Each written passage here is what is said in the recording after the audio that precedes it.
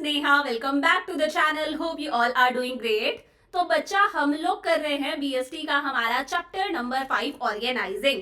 कल की क्लास में हम लोगों ने दो काफी इंपॉर्टेंट टॉपिक्स डिस्कस करे थे जहां से आपकी केस स्टडीज बनती हैं। सबसे पहले हम लोगों ने डिस्कस करा ऑर्गेनाइजेशनल स्ट्रक्चर क्या होता है। देखा हम लोगों ने दो तरह के ऑर्गेनाइजेशनल स्ट्रक्चर्स होते हैं, फंक्शनल स्ट्रक्चर और divisional structure. Then formal organisation, informal organisation भी हम लोगों ने कंप्लीट कर लिया। अब आज हमारी इस चैप्टर की लास्ट क्लास है। आज हम लोग दो अगेन इंपॉर्टेंट टॉपिक्स डिस्कस करेंगे। डेलीगेशन क्या होता है, डिसेंट्रलाइजेशन क्या होता है, डिटेल में डिस्कस करके चैप्टर को समाप्त करते हैं। तो देखो, सबसे पहले बात करते हैं डेलीगेशन क्या होता है। बहुत इंपॉर्टेंट टॉपिक है, एक एग्जाम्पल के थ्रू समझते हैं। मैंने कहा ये एक सुपीरियर है। सुपीरियर का मतलब क्या होता है, ये एक बॉस है, ठीक है। मान लो यहाँ पे जो सुपीरियर है वो कौन है, मैनेजर है।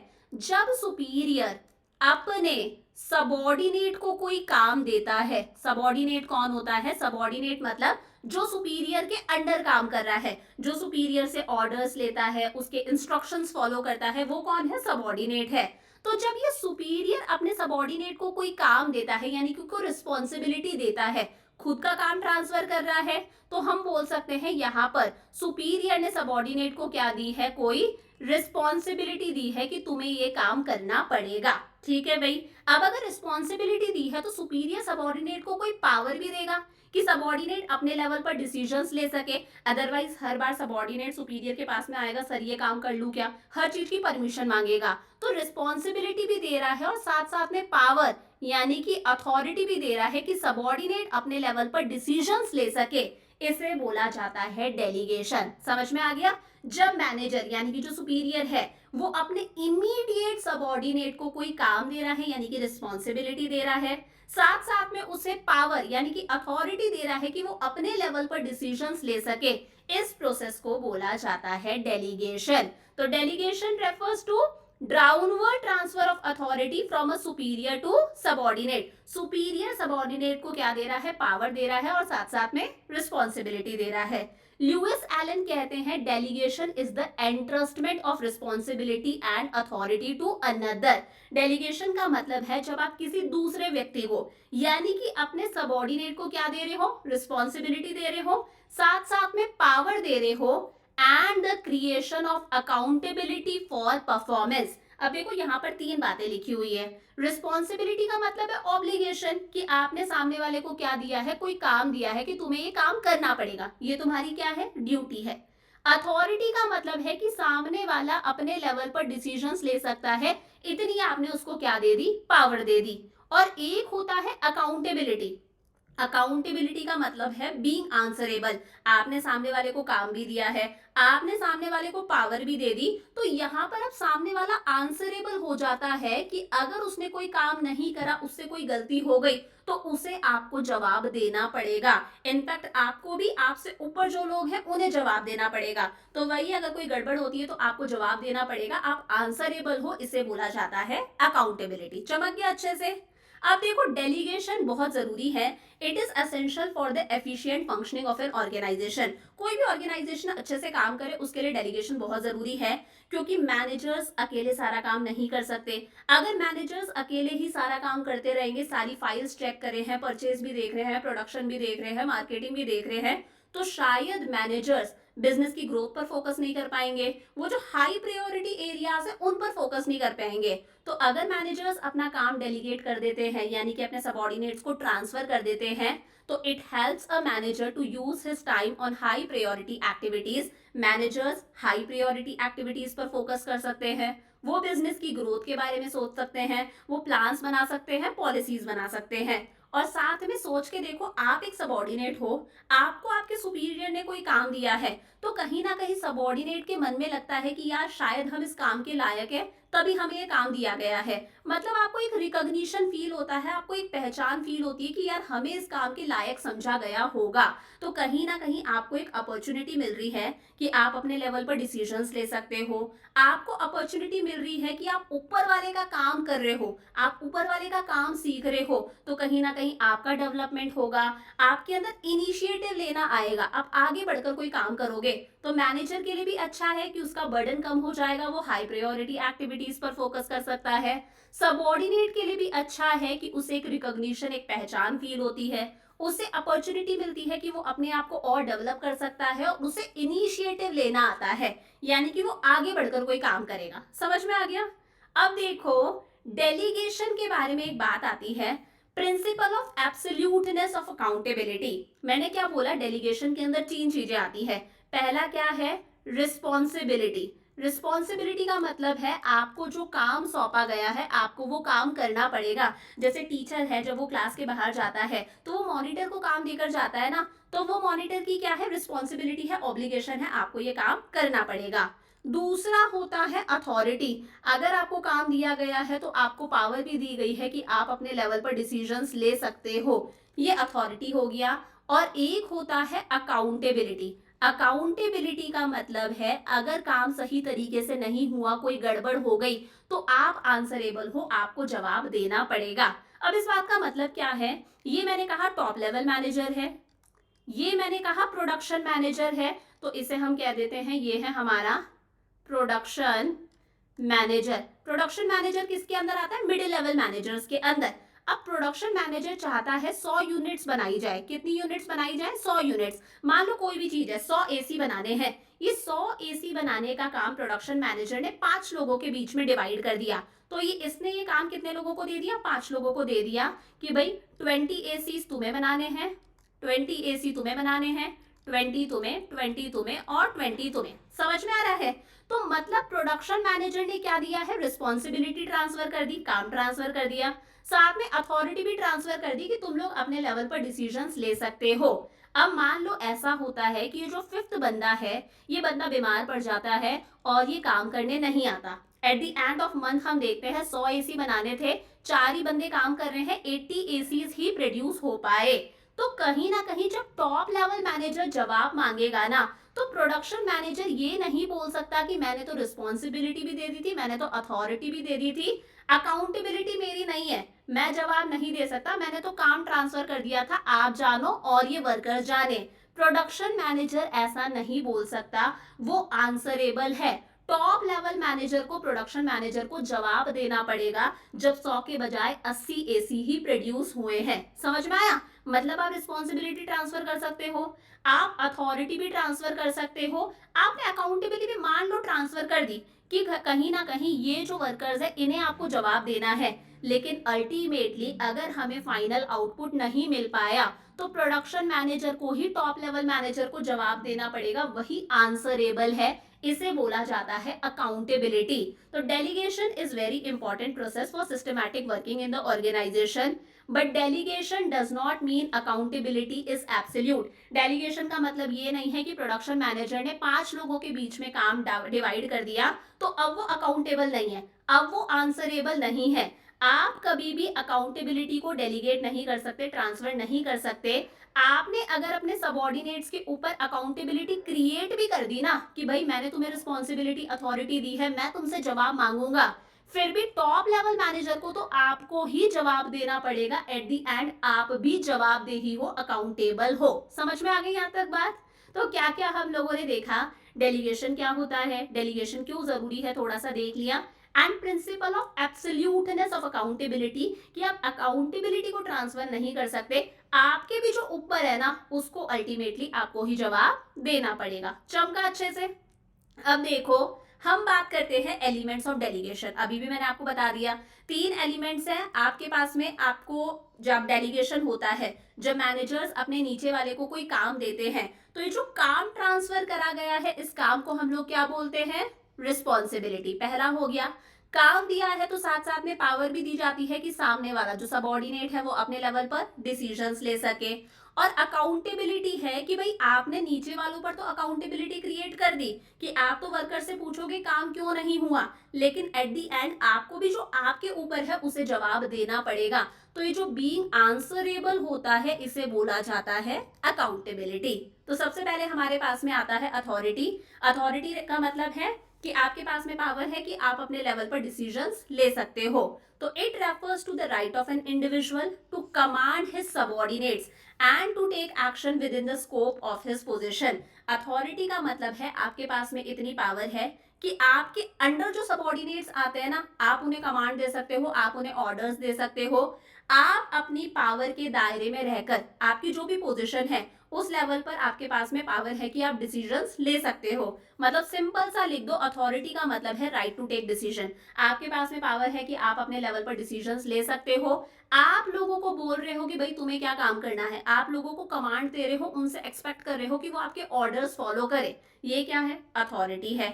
तो अथॉरिटी का पता किससे चलता है कि इंडिविजुअल की क्या पोजीशन है। जैसे मैंने बोला, ये है टॉप लेवल मैनेजर, ये है मिडिल लेवल मैनेजर, ये है लोअर लेवल मैनेजर। जिसके पास में सबसे ज्यादा अथॉरिटी है वो क्या है? टॉप लेवल मैनेजर है। तो पोजीशन से अथॉरिटी का पता चलता है, जितनी ऊपर आपकी पोजीशन है उतनी ही आपके पास में अथॉरिटी है, पावर है।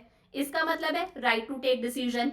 इसी से हमें सुपीरियर सबॉर्डिनेट रिलेशनशिप का पता चलता है। जिसके पास में अथॉरिटी यानी कि पावर ज्यादा है वो सुपीरियर है, इससे कम पावर इसके पास में है तो ये कौन है? सबॉर्डिनेट है। और इससे भी कम पावर इसके पास में है तो ये क्या है? इसका सबॉर्डिनेट है। सुपीरियर सबॉर्डिनेट रिलेशनशिप का पता चलता है। अथॉरिटी जो है उसका पता चलता है रूल्स रेगुलेशन से, यानी कि आपके पास में जो पावर है वो आपकी पोजीशन के हिसाब से होती है। टॉप लेवल मैनेजर्स के पास में ज्यादा पावर है क्योंकि उनकी पोजीशन ऊंची है। लोअर लेवल मैनेजर्स के पास में कम पावर है क्योंकि उनकी पोजीशन डाउन है। तो कहीं ना कहीं ये रिस्ट्रिक्ट होती है लॉस रूल्स रेगुलेशंस के according. It arises from the scholar chain. इसका जो जन्म है वो स्कॉलर चेन से भी होता है। जैसे मैंने कहा, ये जो है वो कोई इंस्ट्रक्शंस देगा इसको, ये इंस्ट्रक्शंस देगा इसको। इसका मतलब समझ में आ रहा है कि इसकी अथॉरिटी सबसे ज्यादा है और इसकी अथॉरिटी सबसे कम है। अथॉरिटी कैसे फ्लो करती है? डाउनवर्ड फ्लो करती है। सुपीरियर सबॉर्डिनेट को रिस्पॉन्सिबिलिटी देता है। पीछे हम लोगों ने जो एग्जाम्पल देखा था, सुपीरियर जो है वो अपने सबॉर्डिनेट को क्या देता है? रिस्पॉन्सिबिलिटी देता है। तो साथ साथ में वो अथॉरिटी यानी कि पावर भी ट्रांसफर करता है। तो अथॉरिटी किस तरह से फ्लो कर रही है? अथॉरिटी का फ्लो होता है डाउनवर्ड। और हमेशा याद रखना, अथॉरिटी रिस्पॉन्सिबिलिटी के बराबर होनी चाहिए। आपने जितना बंदे को काम दिया है ना, आप उतनी ही उसको अथॉरिटी यानी कि पावर दो। मान लो आपने उसे काम तो बहुत ज्यादा दे दिया लेकिन आपने उसे पावर ही नहीं दी। अगर आपने पावर नहीं दी तो वो अपने लेवल पर डिसीजंस नहीं ले पाएगा, हर चीज पूछने के लिए आपके पास में आएगा, तो कहीं ना कहीं डिले इन वर्क होगा। मान लो आपने काम कम दिया है और आपने उसको पावर ज्यादा दे दी, तो हो सकता है वो अपनी पावर का मिस यूज कर ले। तो अथॉरिटी और रिस्पॉन्सिबिलिटी दोनों क्या होनी चाहिए? इक्वल होनी चाहिए। समझ में आ गया? तो पहला क्या है? अथॉरिटी यानी कि power to take decisions. Second हमारे पास में आता है रिस्पॉन्सिबिलिटी, कि आपको जो आपके सुपीरियर ने काम दिया है आपको वो काम करना पड़ेगा।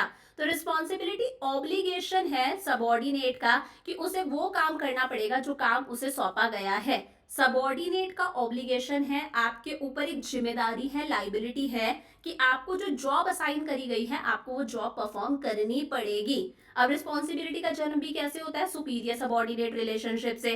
सुपीरियर सबॉर्डिनेट को काम देता है तो सबॉर्डिनेट की रिस्पॉन्सिबिलिटी है कि जो सुपीरियर उसे काम दे रहा है वो काम उसे करना पड़ेगा। रिस्पॉन्सिबिलिटी हमेशा याद रखना कैसे फ्लो करती है? अपवर्ड फ्लो करती है, ऊपर की तरफ फ्लो करती है। मैंने कहा ये सुपीरियर है और ये कौन है? सबॉर्डिनेट है। तो सुपीरियर ने सबॉर्डिनेट को काम दिया है, रिस्पॉन्सिबिलिटी दी है, साथ में अथॉरिटी भी दी है, लेकिन अल्टीमेटली इसको इसे जवाब देना पड़ेगा। ये जो नीचे वाला है ये ऊपर वाले के टूवर्ड्स क्या है? रिस्पॉन्सिबल है। अगर काम नहीं होगा तो नीचे वाले को ऊपर वाले को जवाब देना पड़ेगा ना। मॉनिटर से कोई गलती हो गई तो मॉनिटर किसे जवाब देगा? टीचर को जवाब देगा। टीचर ने अगर सिलेबस कंप्लीट नहीं करा तो टीचर किसे जवाब देगा? कोऑर्डिनेटर को देगा। कोऑर्डिनेटर से गलती हो गई तो वो प्रिंसिपल को जवाब देगा। तो अगर नीचे वाले से कोई गलती होती है, वो काम पूरा नहीं करता, तो नीचे वाला ऊपर वाले के टूवर्ड्स रिस्पॉन्सिबल है। तो रिस्पॉन्सिबिलिटी कैसे फ्लो कर रही है? अपवर्ड फ्लो कर रही है। सबॉर्डिनेट हमेशा रिस्पॉन्सिबल होगा अपने सुपीरियर के टूवर्ड्स। समझ में आ गया? रिस्पॉन्सिबिलिटी क्या है? ऑब्लिगेशन है कि सबॉर्डिनेट को वो काम करना पड़ेगा जो काम किसने दिया है? सुपीरियर ने दिया है। जन्म कैसे होता है? सुपीरियर सबॉर्डिनेट रिलेशनशिप से। और रिस्पॉन्सिबिलिटी कैसे फ्लो करती है? अपवर्ड फ्लो करती है। और हमेशा रिस्पॉन्सिबिलिटी और अथॉरिटी क्या होने चाहिए? इक्वल होने चाहिए, कि जितना आप सामने वाले को काम दे रहे हो उतनी ही सामने वाले को क्या दो? रिस्पॉन्सिबिलिटी दो। लास्ट हमारे पास में आता है accountability. Delegation of authority empowers an employee to act for his superior, but the superior would still be accountable for the outcome. अभी वाला एग्जाम्पल है, ये कौन है? हमारा टॉप लेवल मैनेजर है। इसके नीचे कौन है हमारा मिडिल लेवल मैनेजर, मैंने बोल दिया ये आ गया हमारा प्रोडक्शन मैनेजर। और सबसे नीचे कौन है हमारे पास में, हमारे वर्कर्स है। वैसे तो नीचे कौन आते हैं, लोअर लेवल मैनेजर्स आते हैं, यहाँ पर मान लो वर्कर्स है। अब मैंने कहा प्रोडक्शन मैनेजर ने काम दे दिया 100 एसी बनाने का वर्कर्स को, एक वर्कर नहीं आया तो कहीं ना कहीं 80 एसीज ही प्रोड्यूस हो पाए हैं। तो प्रोडक्शन मैनेजर ने तो काम भी दिया था, रिस्पॉन्सिबिलिटी भी दी थी, उसने तो अथॉरिटी भी दी थी, लेकिन कहीं ना कहीं काम नहीं हुआ तो भाई नीचे वाले ऊपर वाले को जवाब देंगे। वो बंदा ऊपर वाले को जवाब देगा कि काम क्यों नहीं हुआ, बोलेगा मैं बीमार था। लेकिन फाइनल आउटकम के लिए तो हमेशा ये जिम्मेदार रहेगा। जब टॉप लेवल मैनेजर पूछेगा तो कभी भी प्रोडक्शन मैनेजर ये नहीं बोल सकता कि बंदा बीमार हो गया था, इसे फाइनली इसको जवाब देना ही पड़ेगा। भाई तुम्हारी जिम्मेदारी है बार बार चेक करते कि कोई बंदा नहीं आ रहा, तो उसका जो काम था वो किसी दूसरे बंदे को देते, या फिर वो जो बचे हुए 4 है उनमें डिस्ट्रीब्यूट कर देते। तो फाइनल आउटकम के लिए आप हमेशा क्या हो, आंसरेबल हो, जवाबदेही हो। This is accountability. तो accountability implies being answerable for the final outcome. आप फाइनल आउटकम के लिए क्या हो, आंसरेबल हो। Once authority has been delegated, आपने पावर भी दे दी है, रिस्पॉन्सिबिलिटी भी दे दी है। One can not deny accountability, accountability को हम डेलीगेट नहीं कर सकते पूरी तरह से। फाइनल आउटकम के लिए आपको ऊपर वाले को जवाब देना ही पड़ेगा। समझ में आ गया? तो वही है, it refers to answerable for the final output. अगर फाइनल आउटपुट वैसा नहीं आया जैसा हम चाहते थे, 100 एसी चाहते थे 80 एसी ही बने, तो आप क्या हो, आंसरेबल हो। इसे आप डेलीगेट नहीं कर सकते, आप नहीं बोल सकते मैंने तो वर्कर्स को काम सौंप दिया था, मुझे नहीं पता अगर एक बंदा नहीं आया तो मैं क्या करूं। It is enforce through regular feedback. आप रेगुलरली फीडबैक लो ना कि सारे बंदे आ रहे हैं ना, कितने एसीज प्रोड्यूस हुए हैं, बार बार आप चेक करो। और कैसे फ्लो हो रही है, ये अपवर्ड फ्लो हो रही है, यानी कि प्रोडक्शन मैनेजर किसे जवाब देगा, टॉप लेवल मैनेजर को जवाब देगा। ये जो बंदा नहीं आया था ये वर्कर किसको जवाब देगा, प्रोडक्शन मैनेजर को जवाब देगा। तो नीचे वाला हमेशा ऊपर वाले के टूवर्ड्स क्या रहेगा, अकाउंटेबल रहेगा। नीचे वाले को ऊपर वाले को जवाब देना पड़ेगा। Subordinate will be accountable to his superior. तो अकाउंटेबिलिटी भी कैसे फ्लो कर रही है, अपवर्ड फ्लो कर रही है। समझ में आ गया? हमारे पास में हम लोगों ने देखा अथॉरिटी डाउनवर्ड फ्लो कर रही थी, सुपीरियर सबऑर्डिनेट को पावर दे रहा था, लेकिन रिस्पॉन्सिबिलिटी और अकाउंटेबिलिटी कैसे फ्लो करती है, अपवर्ड फ्लो करती है। समझ में आ गया अच्छे से? अब देखो यहाँ पर हमारे पास में डिफरेंस आता है तीनों के बीच में। तो देखो सबसे पहले मीनिंग की बात करते हैं। अथॉरिटी का मतलब है राइट टू कमांड। आपके पास में इतनी पावर है कि आप अपने सबऑर्डिनेट्स को कमांड दे सकते हो, ऑर्डर्स दे सकते हो। रिस्पॉन्सिबिलिटी का है ऑब्लिगेशन, यानी कि आपको जो काम सौंपा गया है आपको वो काम करना ही पड़ेगा। अकाउंटेबिलिटी का मतलब है बीइंग आंसरेबल, फाइनल आउटपुट के लिए आप आंसरेबल हो, आपको जवाब देना पड़ेगा। अथॉरिटी को डेलीगेट कर सकते हैं, रिस्पॉन्सिबिलिटी को डेलीगेट कर सकते हैं, लेकिन पूरी तरह से नहीं कर सकते। कहीं ना कहीं मिडिल लेवल मैनेजर जैसे जो प्रोडक्शन मैनेजर है उसकी भी रिस्पॉन्सिबिलिटी बनती है अगर वर्कर्स ने काम नहीं करा तो। और अकाउंटेबिलिटी को हम डेलीगेट नहीं कर सकते, फाइनल आउटपुट के लिए जो प्रोडक्शन मैनेजर है वही जिम्मेदार होगा, उसे टॉप लेवल मैनेजर्स को आंसर देना पड़ेगा।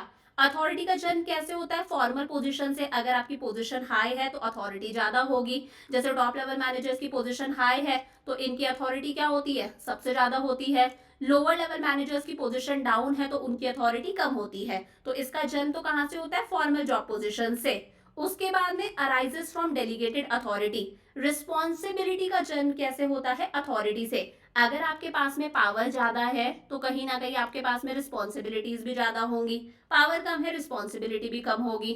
अकाउंटेबिलिटी का जन्म किससे होता है, रिस्पॉन्सिबिलिटी से। जब हम किसी को रिस्पॉन्सिबिलिटी देते हैं तो अकाउंटेबिलिटी क्रिएट हो जाती है ना, कि भाई अगर हमने तुम्हें अथॉरिटी दी है, हमने तुम्हें रिस्पॉन्सिबिलिटी दी है तो तुम आंसरेबल हो, तुम्हें जवाब देना पड़ेगा फाइनल आउटपुट के लिए।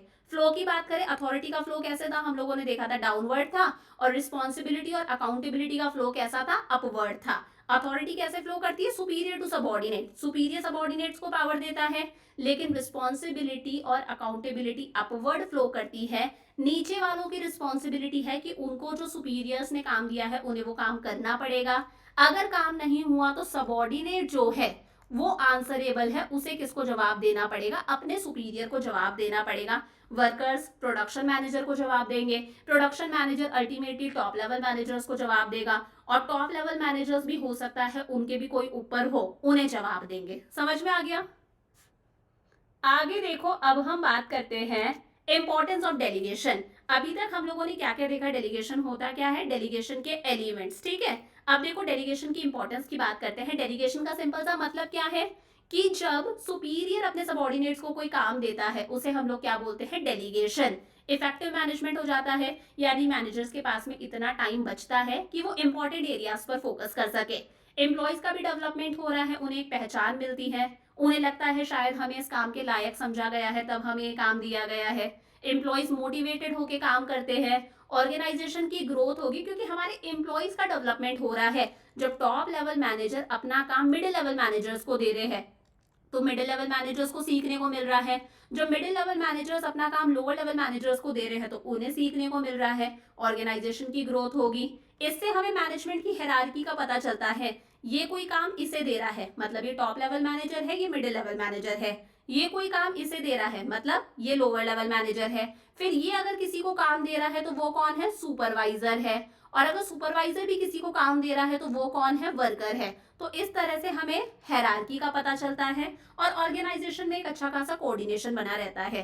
वन बाय वन देखते हैं इफेक्टिव मैनेजमेंट। डेलीगेशन के प्रोसेस के अंदर जो मैनेजर्स होते हैं यानी कि जो सुपीरियर्स होते हैं वो अपना रूटीन काम किसे दे देते हैं, अपने सबऑर्डिनेट्स को दे देते हैं। तो अब मैनेजर्स के पास में इतना टाइम बचता है कि वो इंपॉर्टेंट एरियाज पर फोकस कर सकते हैं। उन्हें रूटीन काम से फुर्सत मिल गई तो वो इंपॉर्टेंट एरियाज पर फोकस करेंगे, वो बिजनेस की ग्रोथ के बारे में सोचेंगे, वो कुछ इनोवेटिव करना चाहेंगे, वो नए प्रोडक्ट को लॉन्च करने के बारे में सोचेंगे।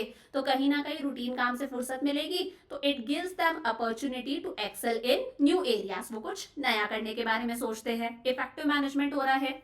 एम्प्लॉयज का डेवलपमेंट होता है। Delegation provides employees more opportunities to utilize their talent. जब top level managers middle level managers को कोई काम देंगे मतलब अपने आप मिडिल लेवल मैनेजर्स का डेवलपमेंट होगा, वो अपने टैलेंट को यूज करेंगे। उन्हें लगेगा यार शायद हमें इस लायक समझा है तभी हमें कोई काम दिया गया है, तो वो कहीं ना कहीं अपनी स्किल्स को यूज करेंगे, कहीं ना कहीं और एक्सपीरियंस उन्हें गेन करने को मिलेगा। कहीं ना कहीं फ्यूचर में यही लोग हायर जॉब पोजिशन भी पा सकते हैं। मैंने कहा टॉप लेवल मैनेजर्स ने काम दे दिया मिडिल लेवल मैनेजर्स को, तो middle level managers top level managers का काम कर रहे हैं, इनका एक्सपीरियंस बढ़ रहा है, इनका टैलेंट इंक्रीज हो रहा है, ये काम में और एक्सेल कर रहे हैं। तो फ्यूचर में जब टॉप लेवल मैनेजर्स की पोजीशन खाली होगी तब हम मिडिल लेवल मैनेजर्स का प्रमोशन करके उन्हें टॉप लेवल मैनेजर्स बना सकते हैं। एम्प्लॉयज का डेवलपमेंट हो रहा है, मोटिवेशन भी मिलती है एम्प्लॉयज को। Delegation has psychological benefit, psychological benefit भी है। When a superior entrust a subordinate with task, it is not merely the sharing of work but involves trust on the superior's part and commitment on the part of subordinate। क्या मतलब है, इसके एक psychological benefit भी है। जब superior subordinate को कोई काम दे रहा है तो इसका मतलब ये नहीं है कि उसने सिर्फ काम शेयर करा है, ये शो कर रहा है सुपीरियर का ट्रस्ट सबऑर्डिनेट के ऊपर। सबऑर्डिनेट को लगेगा यार सुपीरियर ने हम पर ट्रस्ट करा, हमें इस लायक समझा तभी तो हमें ये काम दिया है ना। तो कहीं ना कहीं ये सुपीरियर का ट्रस्ट भी शो कर रहा है और सबऑर्डिनेट का कमिटमेंट है कि इसे वो काम करना ही पड़ेगा। Responsibility for work builds the self esteem of employ and improves his confidence. वही ये एम्प्लॉय का सेल्फ एस्टीम डेवलप होगा कि हमें इस लायक समझा गया है, उसका कॉन्फिडेंस इंक्रीज होगा, वो कहीं ना कहीं और अच्छा करने की कोशिश करेगा, उसकी परफॉर्मेंस इंक्रीज होगी, वो मोटिवेटेड फील होकर काम करेगा, उसका मोरल इंक्रीज होगा। फैसिलिटेशन ऑफ ग्रोथ, कहीं ना कहीं ऑर्गेनाइजेशन की ग्रोथ भी होती है। Delegation helps in the expansion of an organization by providing a ready workforce to take up leading positions in new ventures। ये मैंने अभी पहले भी बताया था, जब टॉप लेवल मैनेजर्स कोई काम दे रहे हैं मिडिल लेवल मैनेजर्स को, मिडिल लेवल मैनेजर्स कोई काम दे रहे हैं लोअर लेवल मैनेजर्स को, तो कहीं ना कहीं middle level managers top level managers का काम कर रहे हैं, lower level managers middle level managers का काम कर रहे हैं। तो मान लो इस सिचुएशन के अंदर सारे के सारे ग्रो कर रहे हैं, सबको नया नया काम सीखना आ रहा है, तो ऐसे में अगर ऑर्गेनाइजेशन कोई नया प्रोजेक्ट लॉन्च करता है, कोई नया डिपार्टमेंट खोलता है, तो वहां पर जितनी भी वेकेंट जॉब पोजीशंस हैं उन्हें हम हमारे एग्जिस्टिंग एम्प्लॉयज के थ्रू फिल कर सकते हैं, क्योंकि ऑलरेडी हम लोगों ने हमारे middle level managers lower level managers को ट्रेन कर दिया है कि वो टॉप लेवल मैनेजर्स का काम कर सके। तो वही है, जब नीचे वाला बंदा ऊपर वाले का काम कर रहा है ना तो उसका एक्सपीरियंस इंक्रीज होता है, हमारे पास में काबिल वर्कफोर्स है, ताकि अगर हम कल को कोई नया प्रोजेक्ट लॉन्च करें तो उसके अंदर हम इस वर्कफोर्स को क्या कर सकते हैं, ट्रांसफर कर सकते हैं। तो ट्रेन्ड और एक्सपीरियंस्ड एम्प्लॉयज जो हैं वो अच्छा खासा रोल प्ले करते हैं जब ऑर्गेनाइजेशन कोई नया प्रोजेक्ट लॉन्च करता है। फिफ्थ है बेसिस ऑफ मैनेजमेंट हायरार्की, इससे हमें मैनेजमेंट हायरार्की का पता चलता है। सुपीरियर सबऑर्डिनेट रिलेशनशिप का पता चलता है। तो वही है, जिसके पास में सबसे ज्यादा पावर है वो कौन है? Top level manager. उनसे कम पावर मिडिल लेवल मैनेजर्स, उनसे भी कम power lower level managers. The extent of delegated authority also decides the power that each job positions enjoys in the organization. आपके पास में कितनी अथॉरिटी है इससे पता चलता है कि आपकी क्या पोजीशन है। जितनी ज्यादा अथॉरिटी है मतलब आपकी पोजीशन उतनी ही ऊपर है। सबसे ज्यादा अथॉरिटी है तो आप कौन हो? Top level manager. Top level manager से कम अथॉरिटी है तो आप कौन हो? Middle level manager. Middle level manager से भी कम अथॉरिटी अगर आपके पास में है, आप कौन हो? Lower level managers. तो कहीं ना कहीं मैनेजमेंट हायरार्की का पता चला। और लास्ट है एक अच्छा कोऑर्डिनेशन रहता है ऑर्गेनाइजेशन के अंदर। कोऑर्डिनेशन का मतलब है तालमेल। देखो डेलीगेशन के अंदर क्या क्या आता है? अथॉरिटी यानी कि power to take decisions, responsibility आपको कोई काम दिया गया है, अकाउंटेबिलिटी फाइनल चीज के लिए आप आंसरेबल हो।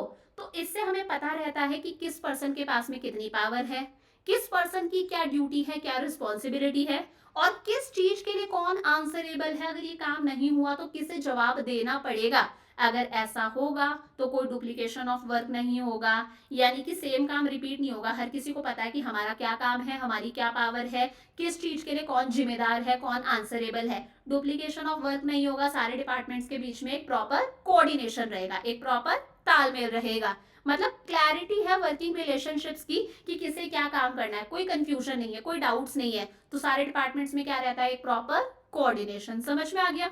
एक बार रिपीट कर लेते हैं क्विकली। इफेक्टिव मैनेजमेंट होगा, एम्प्लॉयज का भी डेवलपमेंट होता है, एम्प्लॉयज मोटिवेटेड भी फील करते हैं, ऑर्गेनाइजेशन की ग्रोथ भी होती है, मैनेजमेंट हायरार्की का पता चलता है, ऑर्गेनाइजेशन में क्या रहता है? एक अच्छा कोऑर्डिनेशन। चमका अच्छे से? आगे देखो, अब लास्ट टॉपिक आता है हमारे पास में, सेंट्रलाइजेशन एंड डिसेंट्रलाइजेशन। देखो सेंट्रलाइजेशन का मतलब क्या है? जब पावर सिर्फ कुछ लोगों के हाथ में होती है, जब पावर सिर्फ टॉप लेवल मैनेजर्स के हाथ में ही है, सारे डिसीजन सिर्फ टॉप लेवल मैनेजर्स ही ले सकते हैं, इसे बोला जाता है सेंट्रलाइजेशन। समझ में आ गया? और इस तरह के ऑर्गेनाइजेशन को बोल देते हैं सेंट्रलाइज्ड ऑर्गेनाइजेशन। वही लिखा है, कॉन्सेंट्रेशन ऑफ अथॉरिटी और decision making power in few hands, यानी कि टॉप लेवल मैनेजमेंट। जब डिसीजन लेने की पावर सिर्फ कुछ हाथों में है, सिर्फ टॉप लेवल मैनेजर्स ही सारे डिसीजंस ले सकते हैं, अथॉरिटी उनके पास में ही है, दैट इज सेंट्रलाइजेशन। लेकिन जब इस पावर का डिस्ट्रीब्यूशन हो जाता है, यानी कि टॉप लेवल मैनेजर्स भी अपने लेवल पर डिसीजंस ले सकते हैं, वो तो लेते ही हैं, मिडिल लेवल मैनेजर्स भी अपने लेवल पर डिसीजंस ले सकते हैं, लोअर लेवल मैनेजर्स भी अपने लेवल पर डिसीजंस ले सकते हैं, और इनके नीचे भी सुपरवाइजर्स आते हैं, वर्कर्स आते हैं, वो भी अपने लेवल पर डिसीजंस ले सकते हैं। जब इस पावर का डिस्ट्रीब्यूशन हो जाता है पूरे ऑर्गेनाइजेशन के अंदर कि हर कोई अपने अपने लेवल पर डिसीजंस ले सकता है, इसे हम लोग बोलते हैं decentralisation. Centralisation refers to evenly and systematic distribution of authority, यानी कि पावर का डिस्ट्रीब्यूशन हो चुका है। Under centralisation every employ working at different levels get some share in the authority, यानी कि हर एम्प्लॉय के पास में कुछ पावर है कि वो अपने लेवल पर डिसीजंस ले सके। समझ में आ गया?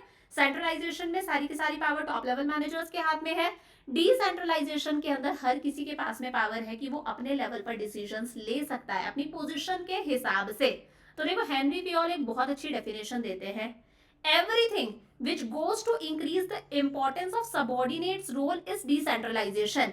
जब सबॉर्डिनेट्स का रोल इंक्रीज हो जाता है, सबॉर्डिनेट्स मतलब lower level managers, middle level managers, सारे वर्कर्स, जब इन सबका रोल इंक्रीज हो जाता है, हर कोई डिसीजंस ले सकता है, इसे हम लोग क्या बोलते हैं? डिसेंट्रलाइजेशन।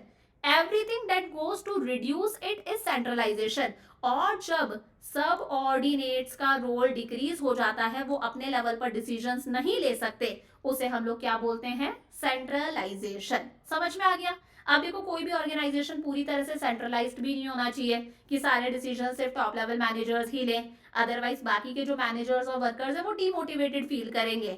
लेकिन कोई भी ऑर्गेनाइजेशन कंप्लीटली डिसेंट्रलाइज्ड भी नहीं होना चाहिए कि पावर को पूरी तरह से आपने डिस्ट्रीब्यूट कर दिया, कोई किसी को कुछ समझ ही नहीं रहा। दोनों के बीच में क्या होना चाहिए? एक बैलेंस होना चाहिए कि भाई जो इंपॉर्टेंट डिसीजंस है, प्लान्स बनाने हैं, पॉलिसीज बनाने हैं, इन चीजों में सेंट्रलाइजेशन होना चाहिए कि ये काम सिर्फ कौन करेंगे? Top level managers. वहीं जो रूटीन एक्टिविटीज है उस काम में क्या होना चाहिए? डिसेंट्रलाइजेशन, कि हर कोई अपने लेवल पर डिसीजंस ले सकता है। दोनों में क्या होना चाहिए? बैलेंस होना चाहिए। समझ में आ गया? अब देखो, आगे हम लोग बात करते हैं relation between delegation and decentralisation. पीछे हम लोगों ने डेलीगेशन डिस्कस करा था। Decentralisation is the extension of delegation. इस बात का मतलब क्या है? मैंने कहा ये टॉप लेवल मैनेजर है, सुपीरियर, इसने अपना कोई काम दे दिया मिडिल लेवल मैनेजर को, ताकि जो टॉप लेवल मैनेजर है वो इंपॉर्टेंट एरियाज पर फोकस कर सके। तो ये जो transfer of authority and responsibility हो रहा है दो लोगों के बीच में, इसे हम लोग क्या बोलते हैं? डेलीगेशन। ये क्या है? डेलीगेशन, जो हम लोगों ने पीछे पढ़ा था। लेकिन जब मिडिल लेवल मैनेजर काम दे रहा है किसको? लोअर लेवल मैनेजर को। लोअर लेवल मैनेजर ने काम दे दिया सुपरवाइजर को, सुपरवाइजर अपना काम सौंप रहा है वर्कर्स को।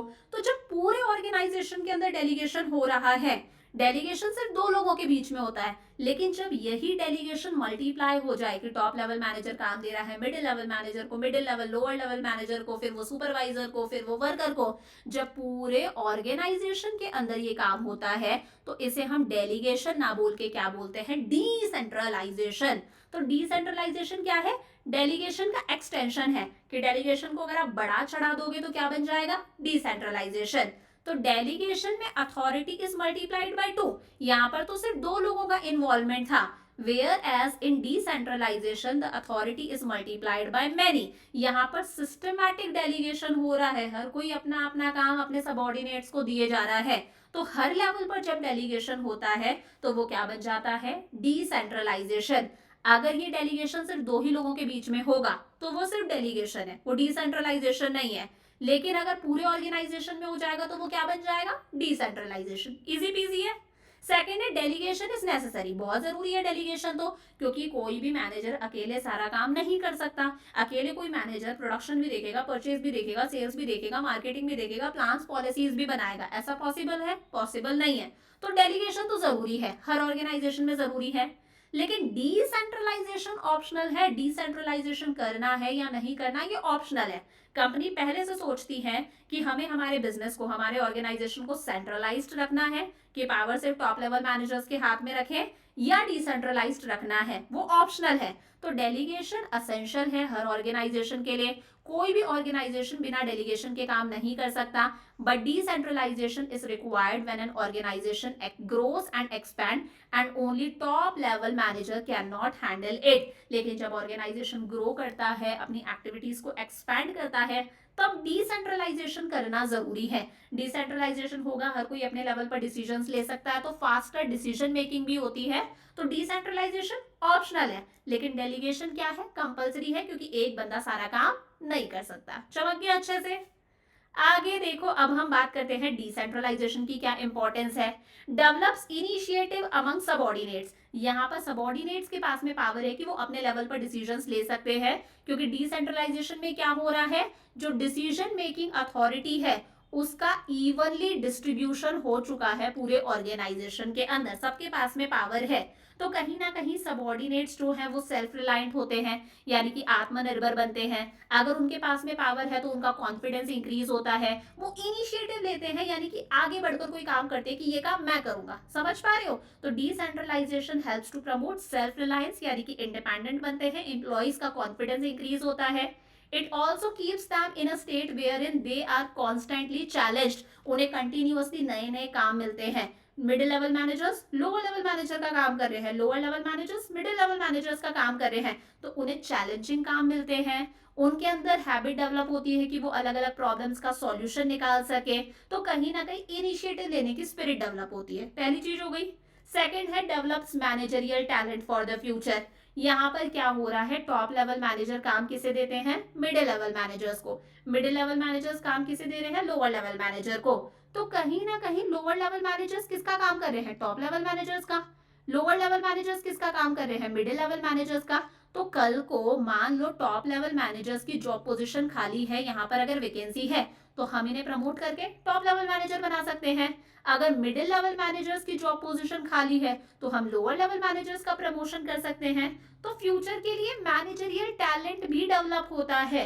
Decentralisation gives middle level and lower level managers a chance to prove their ability, ये अपनी एबिलिटीज प्रूव करते हैं। डिसीजन मेकिंग की आर्ट सीखते हैं। तो कहीं ना कहीं हम मैनेजर्स जो लोअर लेवल पर है, मिडिल लेवल पर है, वो कौन से टास्क परफॉर्म कर रहे हैं, टॉप लेवल मैनेजर्स वाले टास्क परफॉर्म कर रहे हैं। तो कभी भी जब फ्यूचर में वेकेंट जॉब पोजीशंस होंगी तो हम लोअर लेवल मैनेजर्स और मिडिल लेवल मैनेजर्स का क्या कर सकते हैं, प्रमोशन कर सकते हैं। थर्ड है quick decision making. Decentralised organisation के अंदर हर कोई अपने लेवल पर डिसीजंस ले सकता है, उसे ऊपर वाले से परमिशन लेने की जरूरत नहीं है। सेंट्रलाइजेशन में क्या होता है, सारी पावर किसके पास में है, टॉप लेवल मैनेजर्स के हाथ में। हर चीज डिसाइड करने से पहले आपको टॉप लेवल मैनेजर्स को पूछना पड़ेगा, तो डिले इन डिसीजन मेकिंग होता है। लेकिन यहाँ पर आप एक्शन ले सकते हो, आपको किसी से पूछने की जरूरत नहीं है, तो कहीं ना कहीं फास्टर डिसीजन मेकिंग होगी। फोर्थ है relief to top management. Decentralisation होगा, मतलब कहीं ना कहीं टॉप लेवल मैनेजर्स काम दे रहे हैं मिडिल लेवल मैनेजर्स को, मिडिल वाले काम दे रहे हैं लोअर लेवल मैनेजर्स को, तो इनका वर्कलोड कम हो जाएगा, इन्हें रिलीफ मिलेगा। कहीं ना कहीं ये ऑपरेशनल डिसीजंस नहीं लेंगे, मतलब इन्हें नहीं सोचना कि यार कितना रॉ मटेरियल खरीदना है, कितना प्रोडक्शन करना है, कितनी सेल्स करनी है। ये इंपॉर्टेंट एरियाज पर फोकस करेंगे। इनके पास में टाइम है कि ये प्लान्स बना सकते हैं, ये ऑर्गेनाइजेशन के लिए पॉलिसीज बना सकते हैं, ये ऑर्गेनाइजेशन की ग्रोथ के बारे में सोच सकते हैं, कोई नए प्रोडक्ट को लॉन्च करने के बारे में ये सोचेंगे। Decentralisation gives the top management more time which they can devote to important policy decisions rather than their time with operational decisions। इन्हें day to day operations routine activities को सोचने की जरूरत नहीं है, वो काम कौन करेंगे, सबऑर्डिनेट्स करेंगे। फिफ्थ है फैसिलिटेट्स ग्रोथ, ऑर्गेनाइजेशन की ग्रोथ भी होती है। Decentralisation awards greater autonomy to lower level management. Autonomy का मतलब होता है फ्रीडम, यहाँ पर लोअर लेवल मैनेजर्स को फ्रीडम मिल जाती है कि वो अपने लेवल पर डिसीजंस ले सकें। साथ साथ में अलग अलग डिपार्टमेंटल हेड्स के पास में भी फ्रीडम है। This allows them to function in a manner best suited for their department. तो हर कोई उस तरीके से काम करेगा जैसे वो काम करना चाहते हैं। सेल्स डिपार्टमेंट सेल्स मैनेजर के अकॉर्डिंग काम करेगा, मार्केटिंग डिपार्टमेंट मार्केटिंग मैनेजर के अकॉर्डिंग काम करेगा। हर कोई अपने तरीके से काम कर रहा है क्योंकि इंडिपेंडेंट डिसीजन मेकिंग है। कहीं ना कहीं कंपटीशन इंक्रीज होगा, जब हर कोई अपना बेस्ट देगा तो ऑब्वियस ही बात है ऑर्गेनाइजेशन की ग्रोथ होगी, ऑर्गेनाइजेशन के प्रॉफिट्स इंक्रीज होंगे। कंपटीशन आएगा, when each department is going to do their best, it generates more revenue, तो कहीं ना कहीं बिजनेस क्या होगा, एक्सपैंड होगा। लास्ट है बेटर कंट्रोल रहेगा। यहाँ पे हर ऑर्गेनाइजेशन जो है वो अपने डिसीजंस खुद ले रहा है, तो अपने जो आउटकम उसको मिल रहा है, सेल्स ज्यादा है कम है, हर चीज के लिए वो खुद जिम्मेदार है। हर कोई अपने डिसीजंस ले रहा है तो अपने काम के लिए भी वो खुद रिस्पॉन्सिबल है। ऑर्गेनाइजेशन में अपने आप कंट्रोल रहेगा। सेल्स मैनेजर जो है वो अपने काम के लिए रिस्पॉन्सिबल है क्योंकि वो अपने डिसीजंस खुद ले रहा है, इंडिपेंडेंट डिसीजंस है, वो अपने काम के लिए खुद रिस्पॉन्सिबल है, वो अपनी परफॉर्मेंस को इंप्रूव करने के बारे में सोचेगा, वो अपने डिपार्टमेंट को अच्छे से कंट्रोल कर सकता है। प्रोडक्शन वाला अपने काम के लिए खुद रिस्पॉन्सिबल है, वो अपने डिपार्टमेंट को अच्छे से कंट्रोल करेगा। तो decentralisation makes it possible to evaluate performance at each level. हर लेवल पर हम परफॉर्मेंस को इवैल्यूएट कर सकते हैं, कौन किस तरह से काम कर रहा है। Employees working at lower level take their own decisions. Employees अपने डिसीजंस खुद लेते हैं, वो अपने काम के लिए खुद रिस्पॉन्सिबल है, तो वो अपनी एक्टिविटीज को खुद अच्छे से कंट्रोल कर सकते हैं। पूरे ऑर्गेनाइजेशन में क्या रहेगा, प्रॉपर कंट्रोल रहेगा। समझ में आ गया। अब देखो कुछ डिफरेंसेस देखकर चैप्टर को एंड करते हैं। डेलीगेशन और डिसेंट्रलाइजेशन में क्या डिफरेंस है। सबसे पहले डेलीगेशन का स्कोप जो है वो लिमिटेड है। Top level managers middle level managers को काम दे रहे हैं, middle level managers lower level managers को काम दे रहे हैं, तो सिर्फ दो ही पार्टीज इन्वॉल्व होती हैं। लेकिन डिसेंट्रलाइजेशन का स्कोप क्या है, वाइड है। पूरे ऑर्गेनाइजेशन में पावर का क्या होता है, डिस्ट्रीब्यूशन होता है। स्टेटस की बात करें, इंपॉर्टेंट काम है डेलीगेशन क्योंकि अकेला मैनेजर सारे काम नहीं कर सकता। लेकिन जब ऑर्गेनाइजेशन ग्रो करता है तब डिसेंट्रलाइजेशन इंपॉर्टेंट होता है, more significant because it is one time decision. एक टाइम डिसीजन लेना है टॉप लेवल मैनेजर्स को कि हमें हमारे ऑर्गेनाइजेशन को सेंट्रलाइज्ड रखना है या डिसेंट्रलाइज्ड रखना है। मतलब पॉलिसी मैटर है कि सेंट्रलाइजेशन की पॉलिसी अपनाए या डिसेंट्रलाइजेशन की, एडवांस में आपको डिसाइड करना है। डेलीगेशन के अंदर managers pass the authority and responsibility. Managers जो है वो सबऑर्डिनेट्स को काम देते हैं, अथॉरिटी भी देते हैं, और फिर कॉन्स्टेंटली अपने सबऑर्डिनेट्स को सुपरवाइज करते हैं, यानी कि उन्हें मॉनिटर करते हैं, उन पर नजर रखते हैं कि वो सही से काम तो कर रहे हैं ना। समझ पा रहे हो। लेकिन डिसेंट्रलाइजेशन में अगर एक बार आपने अपने सबऑर्डिनेट्स को कोई काम दे दिया है तो फिर आप उन्हें बार बार कॉन्स्टेंटली सुपरवाइज यानी कि मॉनिटर नहीं करते, उन पर नजर नहीं रखते। पीरियोडिकल अप्रेजल होता है कि जैसे हर 3 महीने में उनके काम को चेक कर लिया, हर 3 महीने में उनकी परफॉर्मेंस की रिपोर्ट मांग ली, हर 6 महीने में उनकी परफॉर्मेंस की रिपोर्ट मांग ली। आप कॉन्स्टेंटली मॉनिटर नहीं करोगे, पीरियोडिकली उनके काम की रिपोर्ट देखी जाती है। डेलीगेशन छोटा कॉन्सेप्ट है, डिसेंट्रलाइजेशन बड़ा कॉन्सेप्ट है। डेलीगेशन हर मैनेजर की रिस्पॉन्सिबिलिटी है, डिसेंट्रलाइजेशन किसका काम है, टॉप लेवल मैनेजर्स का। वो डिसाइड करते हैं कि हमें ऑर्गेनाइजेशन को सेंट्रलाइज रखना है या डिसेंट्रलाइज रखना है। डेलीगेशन कंपलसरी है क्योंकि कोई भी मैनेजर अकेले सारा काम नहीं कर सकता। डिसेंट्रलाइजेशन मैंने ऊपर भी बताया था, पॉलिसी डिसीजन है, एडवांस में डिसाइड करना पड़ेगा। डेलीगेशन से मैनेजर का बर्डन कम हो जाता है, लेकिन डिसेंट्रलाइजेशन का मकसद ये नहीं है कि मैनेजर का रोल कम हो, मैनेजर का बर्डन कम हो। डिसेंट्रलाइजेशन का मकसद है कि हमारे जो सबऑर्डिनेट्स है ना, उनका रोल इंक्रीज हो, उन्हें पावर मिले, उनका डेवलपमेंट हो, वो इनिशिएटिव ले सके। इसका मकसद क्या है, मैनेजर्स का बर्डन कम हो। इसका मकसद है सबऑर्डिनेट्स का डेवलपमेंट हो, सबऑर्डिनेट्स को पावर मिले कि वो अपने लेवल पर डिसीजंस ले सकें। पावर की बात करें, पावर कौन देता है यहाँ पर, इमीडिएट सुपीरियर। जैसे टॉप लेवल मैनेजर पावर किसको दे रहे हैं, मिडिल लेवल मैनेजर को। तो मिडिल लेवल मैनेजमेंट का जो एकदम इमीडिएट सुपीरियर है वो उसे पावर दे रहा है। लेकिन डिसेंट्रलाइजेशन के अंदर पावर कौन देते हैं, टॉप लेवल मैनेजर्स पूरे ऑर्गेनाइजेशन के अंदर जो डिसीजन मेकिंग पावर है उसे क्या कर देते हैं, डिस्ट्रीब्यूट कर देते हैं। समझ में आ गया। लास्ट है सेंट्रलाइजेशन और डिसेंट्रलाइजेशन में क्या डिफरेंस है, तो इजी सा है। सेंट्रलाइजेशन के अंदर जो पावर है वो सिर्फ किसके पास में होती है, हायर लेवल यानी कि टॉप लेवल मैनेजर्स के पास में। डिसेंट्रलाइजेशन के अंदर पावर का डिस्ट्रीब्यूशन हो जाता है, मैनेजमेंट के हर लेवल के पास में पावर है। डिसेंट्रलाइजेशन के अंदर अथॉरिटी की बात करें, top level management retains maximum authority. सबसे ज्यादा पावर किसके पास में है, टॉप लेवल मैनेजर्स के पास में। सब उनसे कम पावर है मिडिल लेवल मैनेजर्स के पास में, और सबसे कम पावर है लोअर लेवल मैनेजर्स के पास में। लेकिन डिसेंट्रलाइजेशन के अंदर पावर क्या होती है, सिस्टमैटिकली डिस्ट्रीब्यूट हो जाती है। पावर इवनली यानी कि बराबर तरीके से डिस्ट्रीब्यूट होती है पूरे ऑर्गेनाइजेशन के अंदर। सेंट्रलाइजेशन छोटे ऑर्गेनाइजेशंस के लिए अच्छा है, डिसेंट्रलाइजेशन तब जरूरी है जब ऑर्गेनाइजेशन बड़ा होता है, लार्ज इन साइज होता है, ताकि हम चाहते हैं हर कोई अपने लेवल पर डिसीजंस ले सके। सेंट्रलाइजेशन के अंदर managers have less freedom, decentralisation के अंदर मैनेजर्स के पास में ज्यादा फ्रीडम होती है। मतलब यहाँ पर सिर्फ टॉप लेवल मैनेजर्स के पास में पावर है, यहाँ पर पावर टॉप लेवल मैनेजर्स के पास में भी है, मिडिल लेवल मैनेजर्स के पास में भी है, और पावर हमारी लोअर लेवल मैनेजर्स के पास में भी है। तो मैनेजर्स को क्या मिल गई, ज्यादा फ्रीडम। समझ में आ गया। तो आज हम लोगों ने क्या क्या डिस्कस करा, डेलीगेशन, डेलीगेशन के एलिमेंट्स, डेलीगेशन की इंपॉर्टेंस, देन डिसेंट्रलाइजेशन क्या होता है, डिसेंट्रलाइजेशन की इंपॉर्टेंस, और सारी डिफरेंसेस हम लोगों ने डिस्कस कर लिए। और इसी के साथ में हमारा चैप्टर नंबर 5 कंप्लीट होता है। अब नेक्स्ट क्लास के अंदर हम लोग करेंगे हमारा chapter number 6, that is staffing. I will see you in next class. Lots of love, bye bye.